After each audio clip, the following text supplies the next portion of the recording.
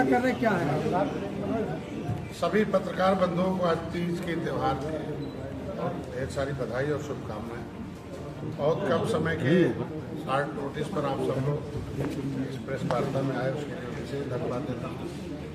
आज के प्रेस वार्ता का प्रमुख उद्देश्य है कि दिल्ली में वे हमारे 10वें स्थापना दिवस के अवसर पर जो राष्ट्रीय अधिवेशन जो ऐतिहासिक रूप से सफल हुआ और उसमें गोरखपुर का विशेष योगदान इसलिए कि यहीं से एक सोच पैदा हुई कि जो निर्बल हैं, शोषित हैं, वंचित हैं, जो सदियों से उपेक्षित लोग हैं, चाहे वो किसी जाति धर्म वर्ग में हो, सभी लोग जो मिलकर देश को आज़ाद कराए थे, उनकी एक लड़ाई मैंने शुरू की थी कि जो क्रिमिनल काज से प्रभावित जातियां हैं, जिनकी वजह से संविधान बना था, उनके बीच में जाने पर पता चला कि उसमें सबसे ज़्यादा मछुआरों की संख्या है और सीधे अंग्रेजों से लड़ने के नाते अंग्रेजों ने उन्हें उजाड़ दिया था। और उनका नेतृत्व मैंने गोरखपुर से किया था, जो ग्रीन जनपद है। आप पत्रकार बंधुओं ने शुरू में मैं अकेले शुरुआत किया था कारवां, और धीरे धीरे आपने पूरे देश में उसको फैलाया। तो मैं विशेष रूप से आप लोगों को बधाई देना चाहता हूँ कि कम से कम जो आपका सहयोग था वो आप दिल्ली के उस दरवाजे पर दस्तक दे दिया। उसमें कई प्रदेशों के लोग आए थे और विशेषकर जो और उपजातियाँ हमारे थे उसमें भी ऐतिहासिक रैली में आप सब लोगों का योगदान था। मैं एक गांव से, एक ताल के किनारे, एक नदी के किनारे, जंगल के बीच।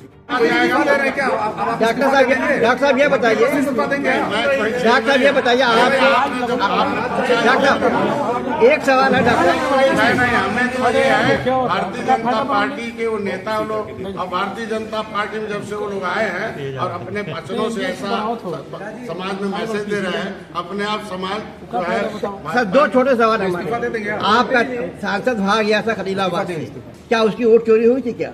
देखिए, मैं आपसे बता दूं कि जो आप संत कबीर नगर की बात करते हैं, हाँ, संत कबीर नगर, भाजपा नेतृत्व को के पास पूरा रिपोर्ट पता है, हाँ, कि कैसे हारे हैं, हाँ, और हम चाहता हूं कि भाजपा को उस रिपोर्ट को उजागर करना चाहिए कि भाजपा के कौन कौन से नेता उसमें शामिल थे हरवाने के लिए। हाँ, यही लोग नेता कहते हैं अरे यार वो तो निषाद पार्टी वाला, उसके खिलाफ बटन दबाओ, वो तो भोजन बड़ी थाली वाला, उसके खिलाफ दबाओ, कमल भले लेके आया, निषाद पार्टी से संबंधित है, उस भाजपा कमल ना दबाओ। वही नेता हैं जो लोग जिनकी बात आप जो परिवारवाद का लगातार आरोप लगता रहा है निषाद पार्टी और आपके ऊपर, तो क्या इसी की सफाई देने के लिए कार्रवाई किया गया? नहीं, उसका कोई मामला ही नहीं है। कहते हैं कि जो काम करेगा उसको अवसर मिलेगा। नहीं, भाजपा के विधायक है और आपकी पार्टी के अध्यक्ष, ये क्या हो सकते हैं? वही सर्वा निषाद जी भाजपा टिकट से विधायक हो सकते हैं और आपके पार्टी के अध्यक्ष। अभी तो वो प्रभारी पद पर नहीं है। प्रदेश अध्यक्ष जो व्यास मुनि है, प्रभारी जो है बाबूराम निषाद हैं, वो राष्ट्रीय कमेटी में चले गए। रविंद्र मणि जो है वो वर्किंग कमेटी चेयरमैन है। आज के दिन में महिला मोर्चा के अध्यक्ष तो वो भी राष्ट्रीय सचिव हैं। हमारे जो है मिठाई लाल वो भी राष्ट्रीय सचिव हैं। वो अपना विधायक है, भारतीय जनता पार्टी के विधायक हैं। हम कह रहे हैं आज के दिन में पार्टी को हमें विस्तार चाहिए। अब परिवारवाद का लेवी लग रहा है, हम तो हटा देना, दूसरी पार्टी हटा के देखें। और पार्टियों में जो परिवार के लोग हैं, कौन ऐसी पार्टी नहीं है, हटा के देखें। क्यों नहीं हटा रहे भाई? जो आरोप लगाने वाले हैं हम परिवारवाद के हैं, तो जो आरोप लगाने वाले नेता हटवाए ना, इस पार्टियों में लोग हैं। कुछ लोग कह रहे हैं सर कि आप पॉलिटिकल स्टंट कर। आपको पता होगा कि हम जहाँ खड़े हो जाते हैं, चाहे हम राजभर भैया, आशीष, जातियाँ भारतीय जनता पार्टी। आप निषादों के नेता हैं, राजभर जी राजभर का नेता है, अनुप्रिया पटेलों के नेता हैं, तो मतलब तीनों अगर नहीं होते तो साथ में अगर सहयोगियों की बात नहीं सुनी जा रही है तो सहयोगी क्यों नहीं अलग हो जाते? ऐसा सहयोग कैसा ये बात भी न सुनी जाए और सहयोग भी करें? कौन सी बात? आप लोगों की बात नहीं सुनी जाती, आप लोगों को अमर्यादित किया जाता है, अपशब्द कहलवाया जाता है, फिर उसके बाद आप लोग भी साथ कहते हैं। मुख्यमंत्री का क्षेत्र है, हाँ, माननीय मुख्यमंत्री जी का जो हमारे मार्गदर्शक हैं, हाँ, हमारे यशस्वी मुख्यमंत्री पूरे प्रदेश को उस पे ले जा रहे हैं। जी जी। लेकिन जो इम्पोर्टेंट नेता हैं, हाँ, सपा बसपा कांग्रेस के, वह लोग कहाँ ले जा रहे हैं? वह लोग किस तरीके से समाज में आज के द्वंद्वता पैदा कर रहे हैं? एकता में बल होता है। जब समाज एक रहता है तो 2022 देखिए 2022 कैसी हुई, 2019 कैसी जीत हुई। लेकिन ये छोटभइयों नेता से बुलवा के इस समाज को गुमराह के 2024 में क्या हाल हो गया। हम कह रहे हैं आज के दिन में इम्पोर्टेड नेताओं से भाजपा सावधान हो गया। मेरे आज के कहने का मतलब ये है, अगर इसी तरीके से बुलवाते रहे तो वो समाज कहेगा कि भाजपा ये गलत करवा रही है, इसलिए उसका नुकसान भाजपा। मंत्री जी बहुत देर से उत्तर प्रदेश में अनुसूचित जाति हुई तो बिना संविधान में संशोधन के, बिना किसी कमीशन के निर्देश पर, बिना किसी कमीशन की रिपोर्ट पर, बिना किसी विकास की मुख्यधारा में लाए इन जातियों को ओबीसी में डालना गलत है, गैर संवैधानिक ढंग है। इस तरीके से ये चीज़ लागू हो जाए, इसको लेकर पूरे देश के लोग आज वहाँ आए थे। उत्तराखंड में एक शासनादेश जारी हुआ कि शिल्पकार जाति ने जातियों का समूह है। अभी उत्तर प्रदेश में भी एक लगभग 20-25 जिलों में उस शासनादेश को जो राज्यपाल ने लिखा कि नहीं ओबीसी से इनका नाम हटा दिया जाए ऐसे में और इनको अनुसूचित का प्रमाण पत्र दिया जाए, तो उसके आधार पर 25 जिलों में प्रजापति और कुम्हार को अनुसूचित जाति का प्रमाण पत्र शिल्पकार का मिलना शुरू हो गया। लेकिन दुर्भाग्य है कि मछुआरों का भी, मछुआर का जो प्रमाण पत्र है उस पर विचार होना चाहिए जल्दी। उसके लिए लेकर लोग पूरे प्रदेश में, अभी हम लोग बिहार में जा रहे हैं, वहाँ चुनाव होगा। बिहार से हम बड़ा वहाँ एक रैली करेंगे, वहाँ लोगों को इकट्ठा करेंगे। वहाँ की भी समस्या है कि बंगाल में अनुसूचित जाति की सूची में केवट मल्ला थे और अभी हैं भी, लेकिन उससे बिहार अलग हुआ, लेकिन वो सूची का पन्ना ही गायब किया। तो सदियों से निषादों के साथ अत्याचार इसी तरह धोखा हो रहा। उसी के साथ जितना हिंदी भाषी क्षेत्र हम लोग जाएंगे, पहले अभी बिहार जाएंगे।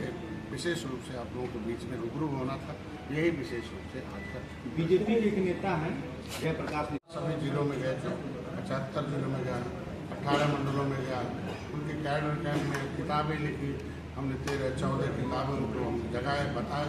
उसके आधार पर राज्यपाल को यहाँ बड़ा फैसला लेना पड़ा 31 दिसंबर 2016 को कि ऐसी जातियाँ जो अनुसूचित जाति की सूची में सूचीबद्ध हैं, गलती से ओबीसी में आ गई हैं, ऐसे में से इनके नाम को निकाला जाए। 12 नंबर से कश्यप कहार, 13 से केवट मल्ला निषाद, बिंद राजभर प्रजापति को निकाल दिया जाए और एक नई सूची बनाई जाए। राज्यपाल को पावर है धारा 13 में पब्लिक सर्विस प्लेसमेंट से Uttar Pradesh ST OBC reservation policy जो बनी 1994 में, उन्हें धारा 13 में तय करने का अधिकार है राज्यपाल को, कौन ओबीसी में रहेगा कौन नहीं रहेगा। तो हमें ओबीसी से निकाल दिया, कहा नई सूची बनाई जाए और अनुसूचित जात का हक इनको दिया जाए। ये लगातार हमारी मांग, हम लोग 2013 से लगातार अब तक हम लोग संघर्ष कर रहे हैं और उसके लिए आज माननीय मुख्यमंत्री ने, पहले हमारी आवाज़ थे भारतीय जनता पार्टी, पहले माननीय मुख्यमंत्री जी सदन में आवाज़ भी उठाते थे, दर्जनों वीडियोज हैं। जब रेल आंदोलन हुआ था उस समय भी सड़कों पर धरना दिया था, अखबारों की कटिंग है कि भाई नहीं, निषादों को मिलना चाहिए, SC के कैटेगरीज में है, संविधान में मिला हक मिलना चाहिए। लेकिन दुर्भाग्य था कि अभी तक इनके जो होने चाहिए, लेकिन सौभाग्य इस बात का 70 साल में और पार्टियों ने वो जो हमारा दस्तावेज गायब कराने की कोशिश की, उसमें हम लोगों ने मुकदमा भी किरदार किया। लेकिन पिछले 2021 में मुख्यमंत्री जी ने RGI को पत्र लिखा कि बताया जाए कि माननीय डॉक्टर संजय कहते हुए केवट मल्ला मझवार अनुसूचित जात का इकदार है, सेंसस मैनुअल का प्रमाणिक दस्तावेज देते हैं। RGI स्पष्ट निर्देश दे जल्दी तत्काल। 1 महीने के अंदर RGI ने लिखा कि नहीं, केवट मल्ला मझवार 7-8 किलोमीटर पड़ा, वहाँ से फिर हम लोगों ने पढ़ाई जो की तरह से गोरखपुर के आपके बीच से पला बढ़ा, आगे बढ़ा और एक ऐतिहासिक रूप से उस की जो सफलता रही, एक आवाज़ जो निषादों की है कि हम अनुसूचित जात की सूची में पहले से सूचीबद्ध है, हमें परिभाषित होना चाहिए एक ही आवाज़, हमें पिछड़ों में नहीं।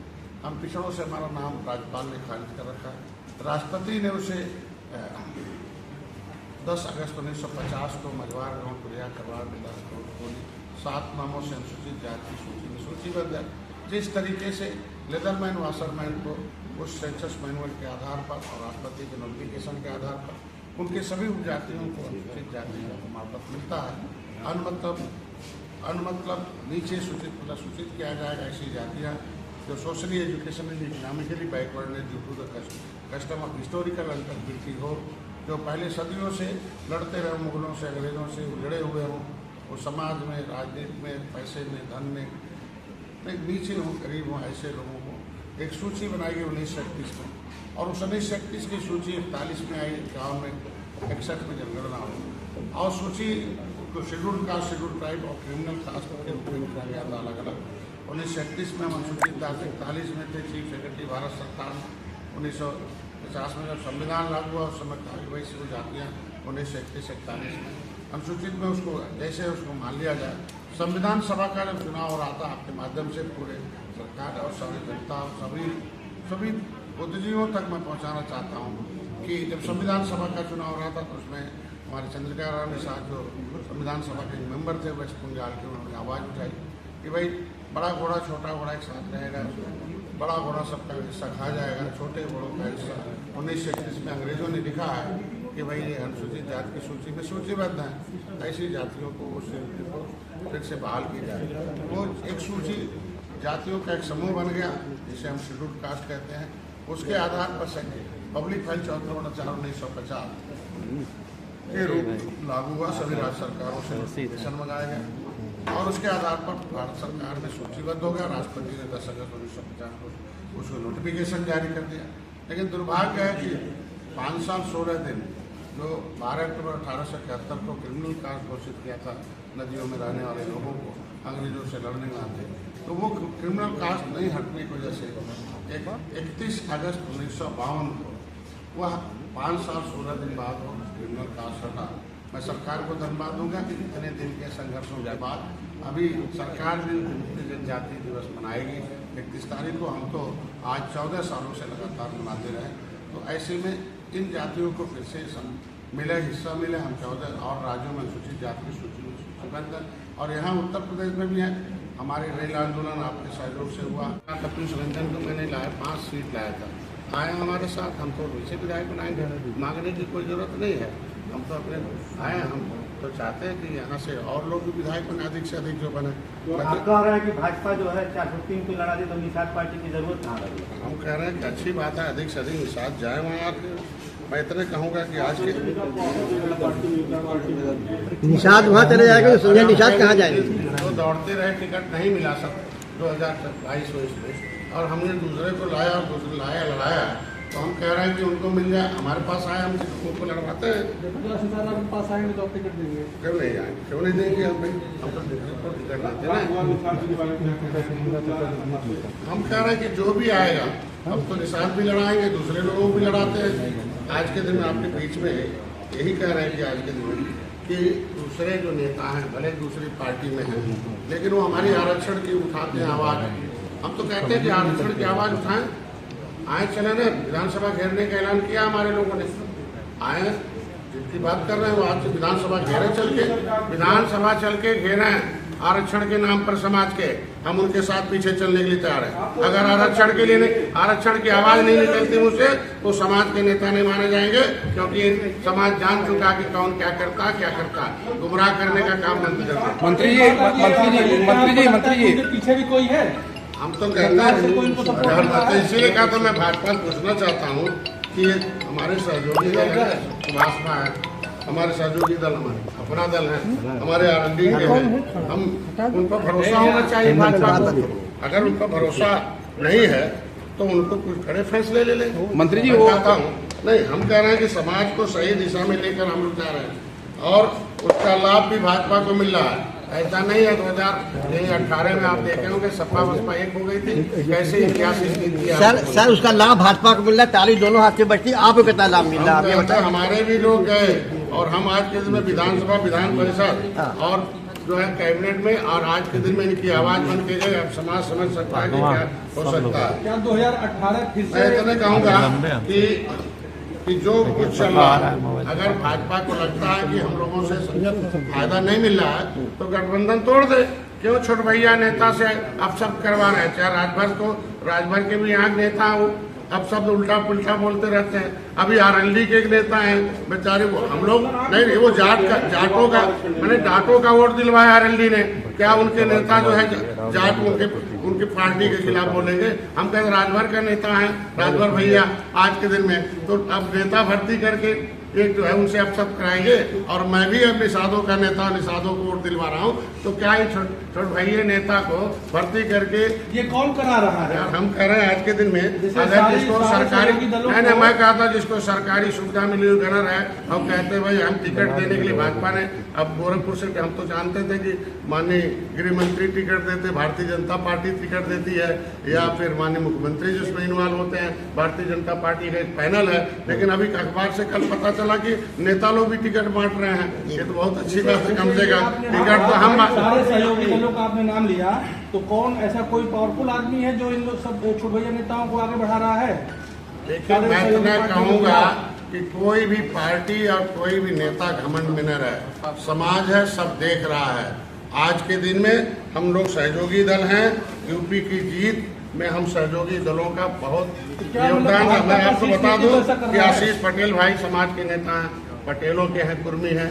आज के दिन वो भी क्रिमिनल कास्ट हैं, वो भी पिछड़ी जाति में हैं। एक सवाल राजभर भैया भर को है, निषाद पार्टी, निषाद समाज का, और ये सब भाजपा से जुड़े हुए लोग हैं। हम लोग, हमारे समाज के लोग जुड़े हुए हैं। आज के दिन में आप देखें 2018 की जीत सभी को याद रखनी चाहिए कि 2022 में राजभर और राष्ट्रीय लोकदल किसके साथ थी? समाजवादी के साथ थी ना, 45 से 125 पहुंचा दी थी। और मैं भारतीय जनता पार्टी के साथ था।